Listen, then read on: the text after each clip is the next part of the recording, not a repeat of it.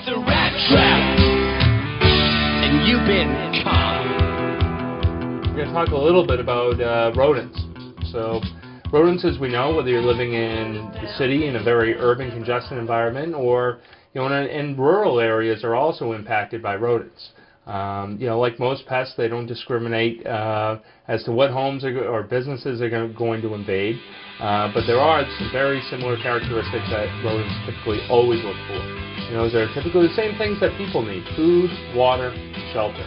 So how do you recognize that you have a problem? One of the first things is with a really thorough inspection. If you're having a rat problem, you're typically looking at rodent burrows or holes in the ground where rodents will go and nest, and they create an underground tunnel and burrow system in and around your home or a business, around a commercial dumpster. A lot of times we see them in the city in alleyways, and we also see them in flower beds and things of that nature. But anywhere that you have rats, you always want to look for rodent burrows. A couple other signs that can be for either mice or rats is you want to look for what we call rub marks. And when a rodent frequents an area, all the dirt and oil from their skin will typically rub off in that area. It kind of comes with a pretty funky smell, but you can always tell that rodents are active in this area. And then the other thing that is really the big telltale sign that most people realize is you find droppings. So all these, there are a few different things that you can look for to find out whether or not you have the problem.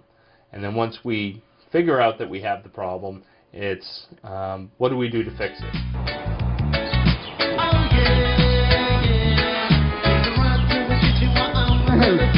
How are you doing? Very good. How you doing this morning? All right. Good to see you. Good to see you. Good to see you. All right. What pest are we dealing with today? Well, we're not sure. I think we got rats or mice. Can you help us out? Absolutely. Absolutely. Mice and rats is my specialty, my friend. Absolutely.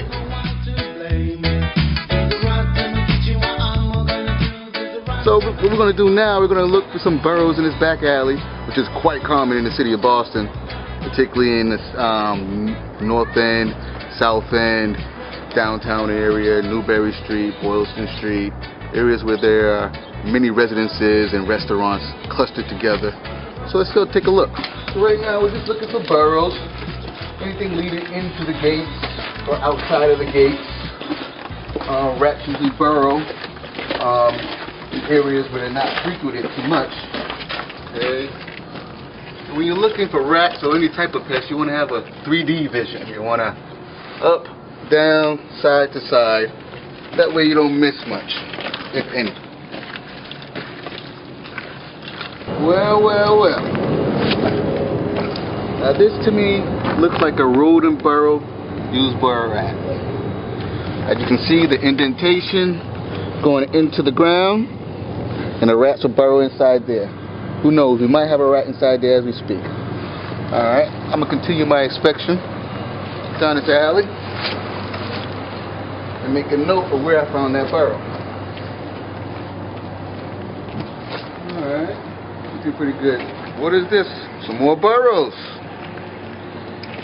Once again, you can see the indentation going into the ground. The rats will go inside here, dig their way inside here, go down, procreate, come back out looking for food, nesting material, things of that nature. Probably a family. 6 to 10 pups usually come into a rat litter. So let's say 6 to 10 pups. We have another burrow over here. These type of burrows could lead into someone's home, someone's restaurant, someone's school. So that one in particular we definitely have to pay extra attention to. Inspecting the alley, now we're about to look at a particular residence who's had a history of rat trouble. And immediately as I walk in, I see some burrows. There's one here to the brick, leading into the ground.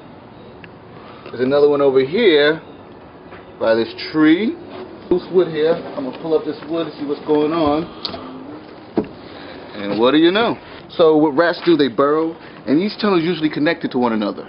So what you got to do, you got to treat that particular burrow, and hopefully we get to all the rats. Now dusting is one method that we use, but another method that we will use in some type of alleys or exterior foundations is a rat bait station. And what we do, we put the bait inside the rat bait station. It's tamper proof, and we anchor it down so nobody can take it away, including pets. you've been calm. We'll come back within the 1 to 2 weeks to check up on the traps that we set, the bait that we laid, and see if we see any dead rats back here, or if there are any new dead rats or new burrows.